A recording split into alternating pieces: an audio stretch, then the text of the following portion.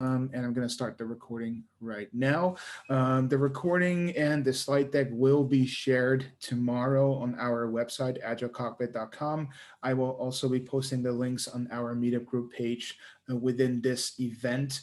In like the comment section, I'm going to be posting the links. I do encourage participation, questions, comments, remarks. So feel free to either jump in by speaking up or post your remark or question or whatever in chat.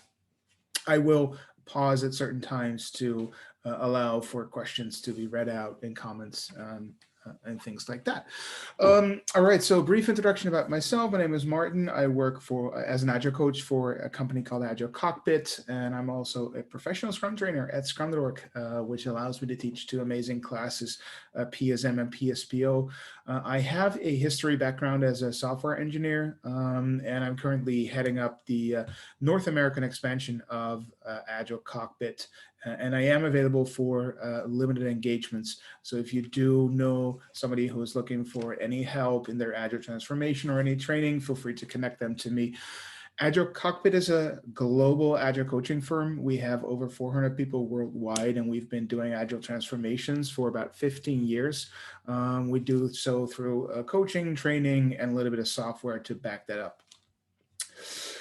So let's go to the outline for today's meetup. We're going to look at what is Agile in name only first. So what do I mean when I say that? Then we're going to look at why is it even a problem? Because that's a common question that I get. Like even like people look at a glass half full, right? So yeah, of course we're doing it in name only, but at least we're doing it.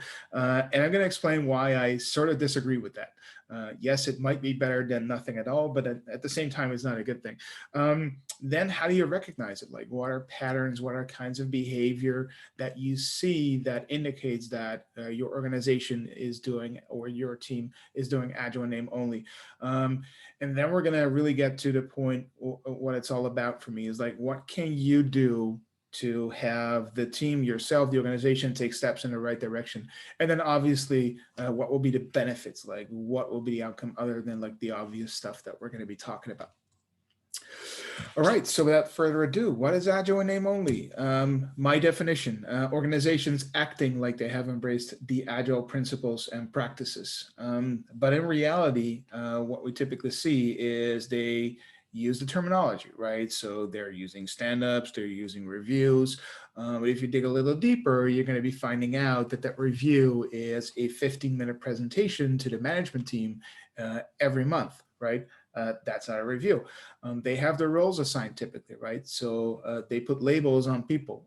This is a common anti-pattern, right? If you're looking at some organizations that implement SAFe, they just copy paste that framework poster on their existing organizational structure, give people like a new role title, and does that mean you're agile? I don't think so. They work in iterations or cycles, right? And they use frameworks, but they have never really tried to use them according to the book. So those are typical things I'd say what would define an organization that is not truly agile, but is agile in name only. So it appears that they have all the bits and pieces in place. But if you dig a little deeper, then what you're going to uncover is that they're mostly doing agile and they're not actually being agile, right? So the behavior and the mindset of the people in the organization hasn't changed yet. So I want to dig a little bit deeper here to look at what do I even mean when we're talking about agile behavior. So flashback to 2001 when a couple of very wise people from the software development industry came together and developed the Agile Manifesto. And these are the 4 values of the Agile Manifesto, right? There's also 12 principles that go deeper into the kind of behavior that Agile organizations and teams should display. But the 4 values in itself, right? So individuals and interactions over processes and tools, working software over comprehensive documentation, customer collaboration over contract negotiation, and responding to change over following a plan. They really get to the core of the mindset that you want people to have in the organization. And this is sort of like a precursor to the behavioral patterns that we're seeing later, but if your organization is doing Agile in name only, you're going to see more of the right side and less of the left side, right? So there's not a strong focus on those individuals and interactions, or necessarily that working software, or the customer collaboration, or the responding to change. And out of these four in organizations that are doing Agile in name only, I'd say the working software has typically the strongest focus, because that's typically the core of what IT organizations do. So there's some sort of natural focus towards that. Um, there could still be comprehensive documentation, but overall that typically has the focus. And one of the other really telltale things is that they're responding to change is that people say, yeah, we can adapt to change, but you're seeing those long-lived plans, right? So it's very typical of organizations that are doing Agile name only to still have that long overarching plan that they're working towards, and they're not really responding to change. They're actually following a plan, but because they're using short cycles, it appears that they are responding to change, or at least have that ability, right? But just working in short cycles alone is not going to cut it. There's going to be, you're going to need a whole bunch of other pieces, right? So so just to go back to the previous one, right? So if we're talking about being agile, it's really all about this mindset and this behavior. And it's not about the labels and the practices. And the irony is that implementing all the mechanical stuff, right? That's easy. Those are quick wins, and it shows, right? It's very visible. Then again, the mindset, behavior, culture part is much more difficult to change, and it's much less visible, right? So it's usually natural that organizations tend to lean towards like the quick visible wins versus like the hard lasting invisible change. And I don't want to say like invisible per se, but the visibility is on a different level, and it's longer term, and it's much more refined than say introducing a daily scrum, for example. So I want to quickly go to a comment here from Samantha. In my experience, unfortunately, many organizations or teams think they are agile because they have a daily scrum. Yeah, and we're definitely going to talk about that, because that's typically one of those telltale signs that just chatting about something for up to 15 minutes a day is not going to make you agile, right? It's about this stuff on here. It's about the 12 principles, and it's about a lot more that you need to pull in. So following on the previous comment, Samantha says also, organizations think they are agile when teams go through agile ceremonies without understanding that is only part, that is only a part of the essential layer. Agility should be at all levels, including teams, programs, solution, portfolio, enterprise, right? So the bottom line there being agility is something you do with the entire organization and not just a single software development team, right? Or a single another team. Great comments there, Samantha, and we're definitely going to talk about that. So first, let's look at why is this a problem? And I want to bring that back to why do we want to be agile in the first place, right? Why do organizations choose to go down that path? So I listed a couple of reasons, and there's probably a ton more, and they're going to be different for any organization. And it could be that one organization has a stronger focus on one versus the other, right? But typically there's multiple goals to be achieved here. So it could be more value delivery, right? Getting more valuable software out there. Could also be better value delivery, making sure that what goes out there delivers the most possible value, right? So you can either have more output, or you can have even better outcomes. I'd say both would be valuable reasons to pursue Agile. But ultimately, you want to have both, obviously. Happier customers, the more value delivered, the better value delivered. The happier your customers are going to be, the less customers you're going to lose over something, the less support requests you're going to get. And again, that goes back to money, right? Happier employees. People will have a lot more fun in their jobs. I don't know how many of you went through this whole transformation, but when I started doing it, and I think that was like 11 years ago, it did really change my day-to-day work from like looking at like the big pile of papers that I literally had on my desk, like what do I need to do like the next 6 months, versus collaborating with my client who was sitting right next to me and working on his software application and making sure that what we were building is something that he would actually need rather than what he thought he need or they were thinking of initially, right? Really working through that process. That not only made them happier, but made us happier as well. Higher return on investment, right? Getting more money out of what you do, faster time to market, increased software quality, less waste, all are very valuable reasons why we're doing Agile. Thing is though, if you're doing Agile in name only, you're not going to get any of these benefits. And this is where it really becomes a problem, right? Because if you're doing Agile in name only, and Samantha already mentioned this, right? If you're doing Agile in name only, you're not going to get the benefits. And then you're going to be blaming Agile, right? You're going to be saying, well, we're doing daily scrums. It doesn't work because we're not going to get benefits, right? But if you're not doing it right, if you're just doing Agile and not being Agile, right, you're not going to get these benefits. So then what is to blame, right? Is it the ceremonies or is it the implementation of Agile within the organization? And you, at any point in time, you want to prevent that happening in an organization because it can really get back at you. It can really start working against you because if you're going through these ceremonies and events and whatever, and they cost more time and there's not a clear understanding, then it can get, it feels like a waste of time and people start reinforcing the idea that what they used to be doing before was actually better because they didn't lose that time, even though they did, but it was not that visible, right?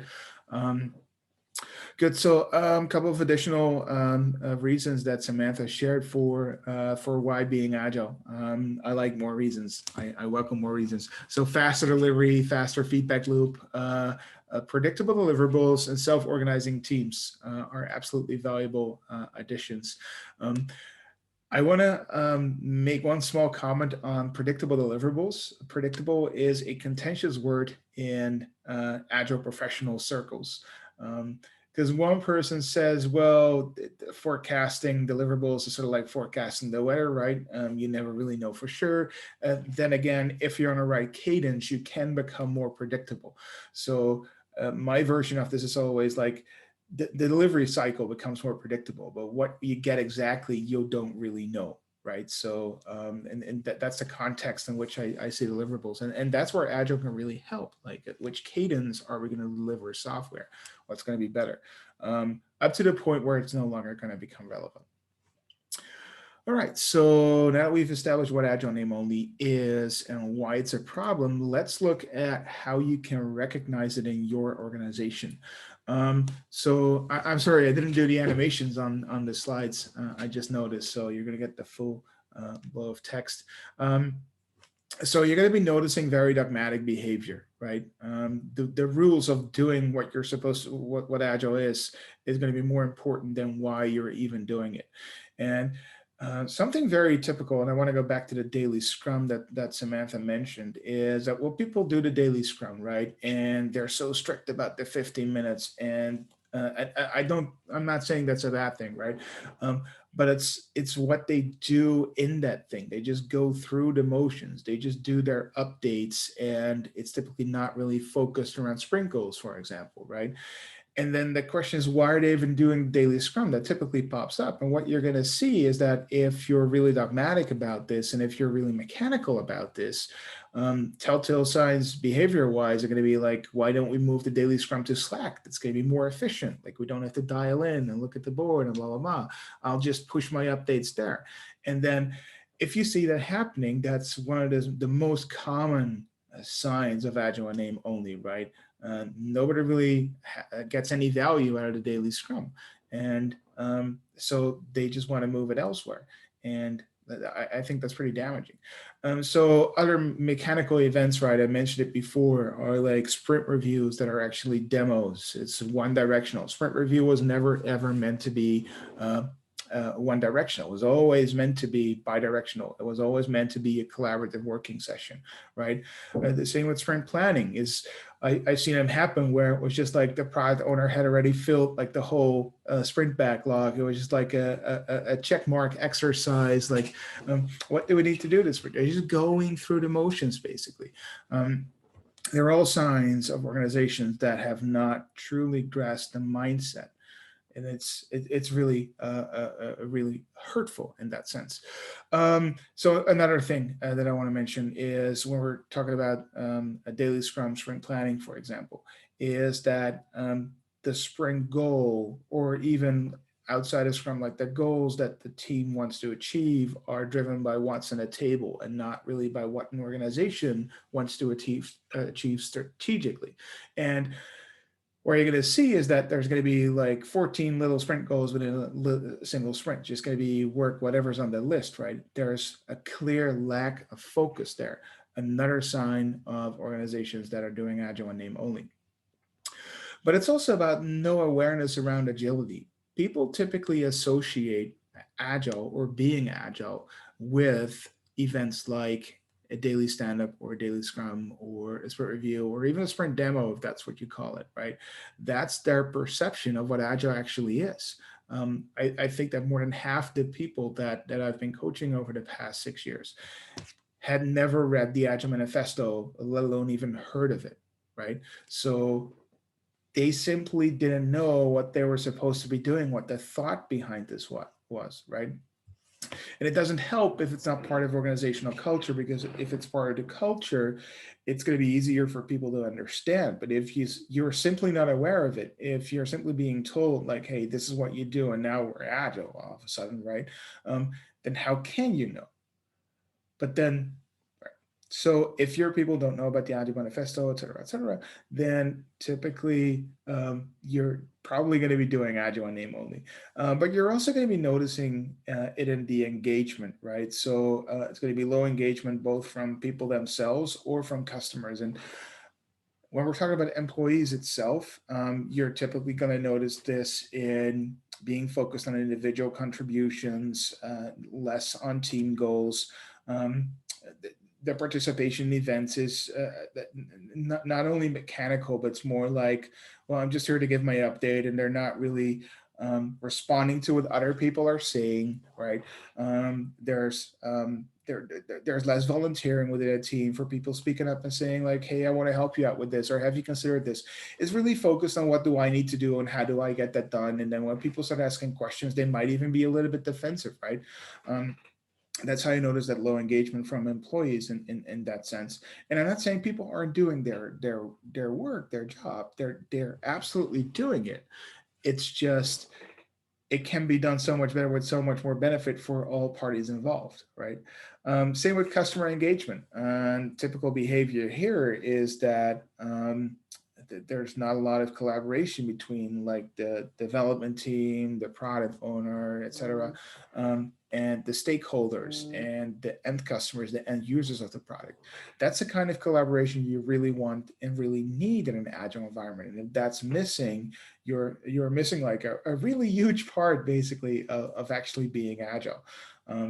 And again, that's going to result in just the team building something and then ultimately it getting delivered to the customer, and then there being a mismatch between what they thought they were going to get and what they're actually getting, which is really common. And again, you can't blame them if they're not talking to each other. Like how can they know, right? But that's why it's so important that they talk to each other.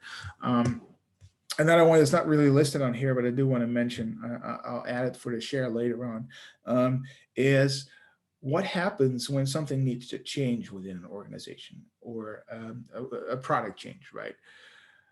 If you're doing Agile name only, what typically happens is that change needs to go through an entire process, or it needs to be announced like 4 weeks in advance, or et cetera, et cetera. That's not part of responding to change over following a plan. And I have to add a disclaimer, it really depends on what kind of change it is. But if the default response to any sort of change is going to be like, well, yeah, no, you got to go that way, then you got to fill that out, or you got to go talk to the Slack bot, you got to go to ServiceNow, or you got to send an email. I mean, obviously there's a couple of things wrong here, right? So What you want to happen, if there's a change, go talk to the product owner directly, talk to the team, have them involved, um, do a quick triage, like, does it make sense? How important is it, right? But if it's important enough, you got to really start that engagement, that collaboration, that communication, rather than just by default sending everybody to the process. And obviously it depends on what kind of change it is, right? It was like, hey, change this button color from green to yellow. Obviously that's so trivial. Like, A, are we even going to do it? And B, then we don't really need a conversation there, right? If it's bigger stuff, obviously you want to do it.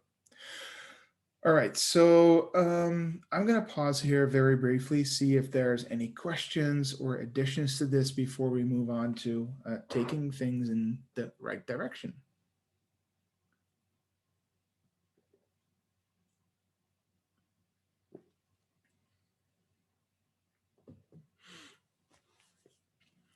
All right, I'm not seeing any questions pop up, so let me move on. And if you still do have a question, I will definitely get back to that later on.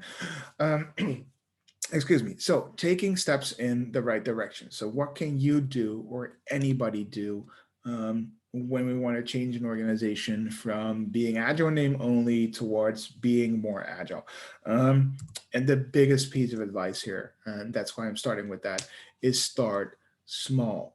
The biggest mistake anybody can make with organizational change is to take too big a step, because the bigger the step is you want to take, the more people are going to be involved, the more processes are going to get touched, and the more difficult it's going to be, right? You need all these people to get their buy-in before you can take that first step. I mean, that's simply not going to work. You can take the step, or it's going to take you like a very long time to do it. And then it's going to be very risky to actually take that step, because it's a big step, and there can be a lot of things that go wrong, right? So you want to take those small steps and actually work people through it. It makes a lot of sense. It's the reason why we're doing Agile in the first place, why people use frameworks like Scrum, right? Big chunk software development typically doesn't yield the best results. So we got to cut it up in smaller pieces, deliver smaller pieces of functionality. It's easier to inspect and adapt. It's easier to get feedback on. It's easier to fix if it's broken. The same with organizational change. As Samantha is rightly saying, it's a process. You have to work through it. And it only becomes a process if you take small steps at a time.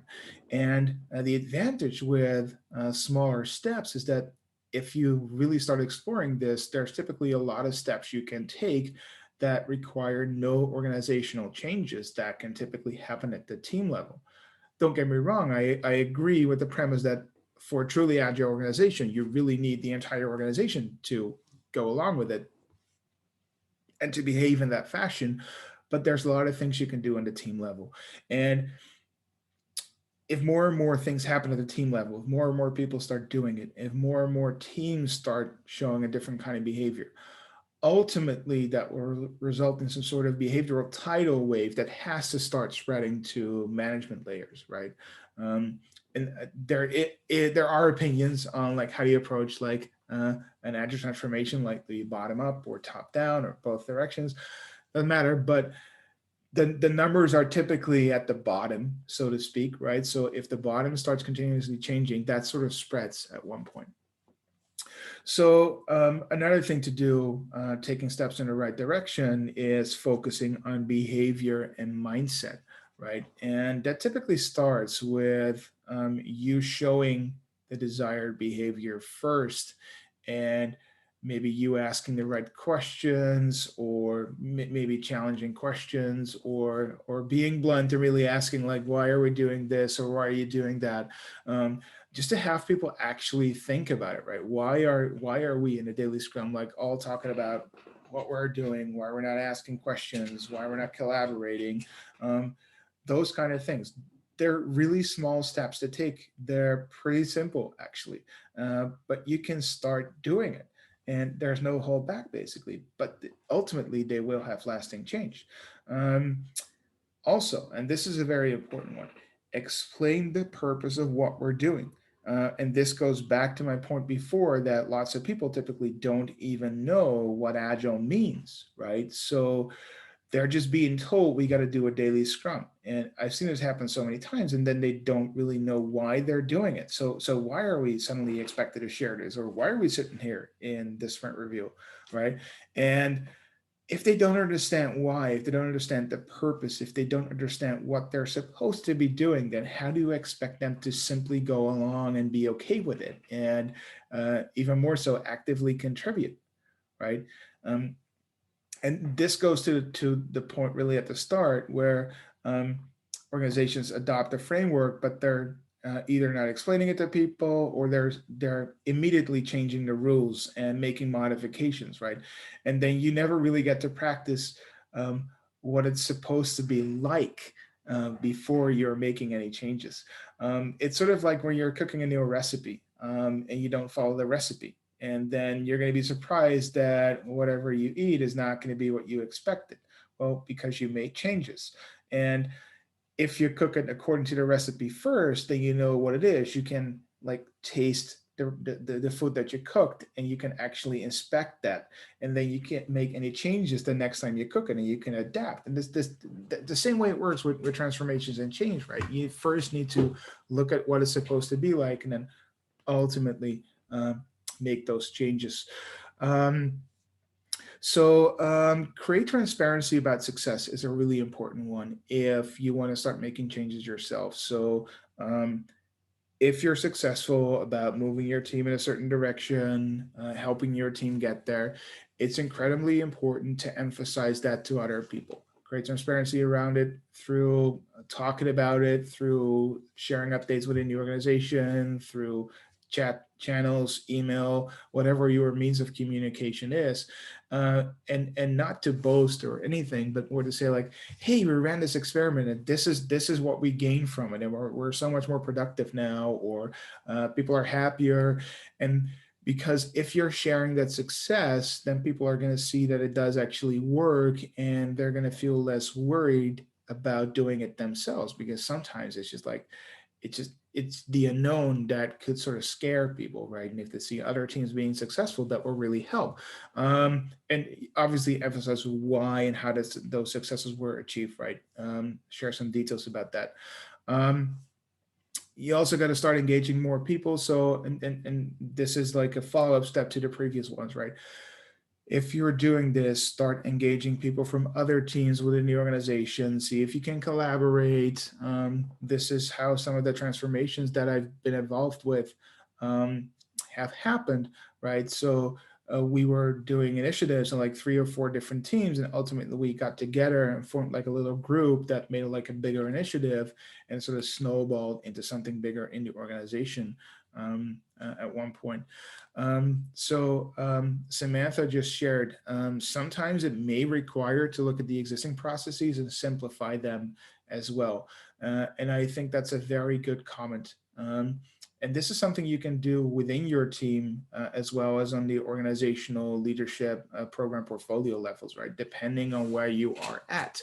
At the team level, you can optimize the processes within the team, and at the program level, you can look at the entire program, like what are the steps that we are taking right now, and where can we sort of simplify that and make it less complicated.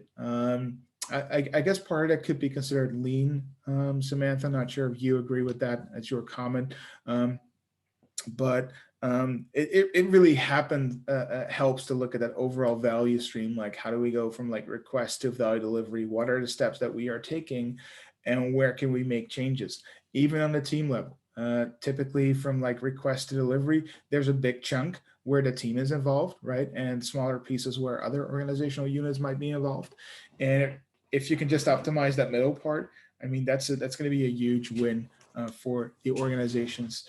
I'm going to get back to your that other comment in a little bit. So next one, lead by example, mentioned before, not by force, right? So you don't want to fight dogmatism with dogmatism. You don't want to fight dogmatic people by being dogmatic about something, because then it's just, you're just going to be like one of those salespeople trying to convince them, no, this vacuum cleaner is better than the other one. Like it's not like that, right? It's not like, hey, I want you to simply follow these rules now. No, because then you're just gonna do whatever happened before, that people are doing something and they're really not gonna understand why, right? Help them understand why we're doing this. And then finally, and this is one that involves quite some courage, but I've seen people do it very successfully, is create awareness and transparency around behaviors and actions.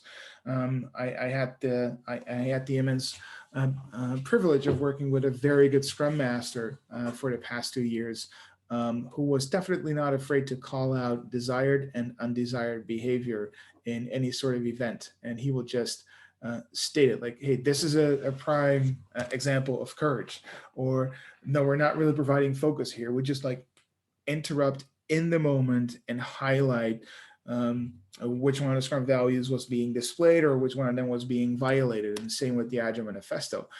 That's an extremely powerful thing to do because it really brings it on top of mind for people. You're in the moment, so it's a lot easier for them to relate to it. So and with this, it's really more like a lasting change, because people are also going to be so like pulling the shock, like, hey, he's interrupting, like what happens, we're doing sprint planning or something, or we're doing daily Scrum, and suddenly they're being sucked out of it basically, and being made to look at it. So and I think that's really one of the most powerful ways to help organizations become truly agile. But you have to be courageous and you have to be really consistent about doing it and not give up after a couple of times, because the Scrum Master I just mentioned took him like half a year before his team really started appreciating it. At first it was like, there's him again. Yeah, he's Scrum Master, that's his job. And then people started appreciating it more and more because they realized that what he was saying was right. It was correct, right? But admitting that we need to take a step in that direction is something else. All right, so before I move on, comments in the chat. I have teams do Scrum and plan stuff during Scrum. Samantha, does it mean that they're like in a sprint and that's when they're still planning and adapting, or how do I interpret this comment?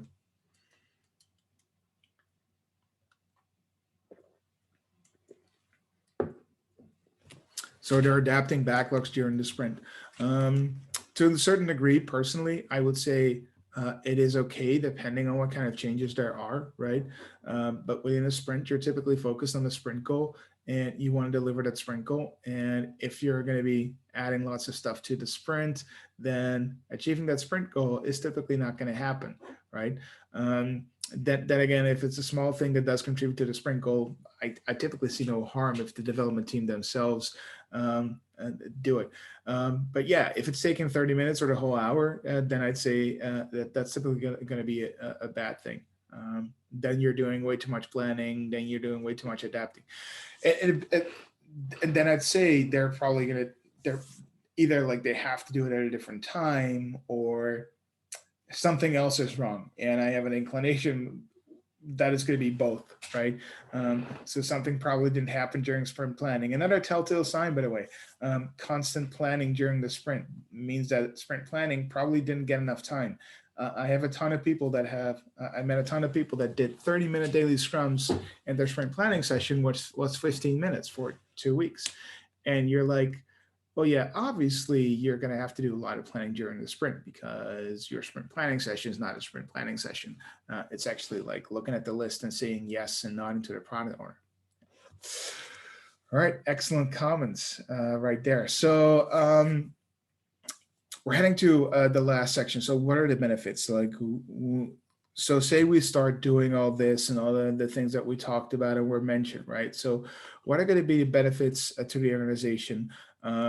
And obviously other than the usual benefits of Agile, right? So first one, you're going to be undoing counterproductive behavior. Again, just going through emotions, just doing Agile, I'd say is counterproductive, because not only are you just doing something typically in addition to existing things, you're not getting the benefits and you're sort of abusing it. You're going through the motions. So it's easily to consider it a waste of time, and that really pushes people away from embracing this in the future.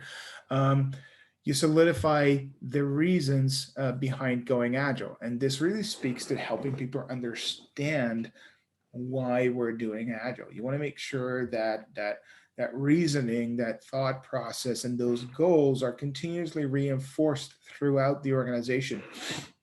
I've seen an organization. I think it was about 1.5 years ago when meetups were still like in person pre-pandemic. There was an organization in their restrooms. They had like posters of the Agile Manifesto and throughout the office, but it was literally everywhere. And I'm not saying a poster campaign is going to fix it because it's not going to fix it, right? You're going to need to display the behavior as well. But that kind of awareness, that constant kind of in your face, um, makes it undeniable that it's going to be on top of mind for people, right? So it's and you got to do all these things, but that kind of levels of awareness that really solidifies that kind of behavior. If you show the behavior yourself as well, you're being persistent about it, you're also going to instill lasting change, right? If you're doing small steps, continuous changes, it's going to be a pattern for people. It's not going to be big bang. It's not going to be the quick sidestep. But the thing is, there's a lot of great agile classes, Scrum Master, Product Owner classes, right? So I teach a lot of them, and they're great. They're like a 2 day, 1 day, whatever, massive injection of knowledge, and people leave it like, "Whoa, this is fantastic! I'm going to do all of this," but it's a quick injection, and there's no lasting. Typically, not a lot of lasting change from a class. There's a lot of lasting knowledge, but the change really is in the behavior and the actions of people in an organization, which is right where Scrum Masters, Agile coaches come in, right? Because they help follow it up and really install it within organizations. Um, and what you're going to start seeing is if you're going to start doing this is people will ultimately get on board themselves. You get that automatic buy-in because more and more people are doing it. And um, because more and more people are doing it, it becomes like more common behavior and other people will start doing it as well, right?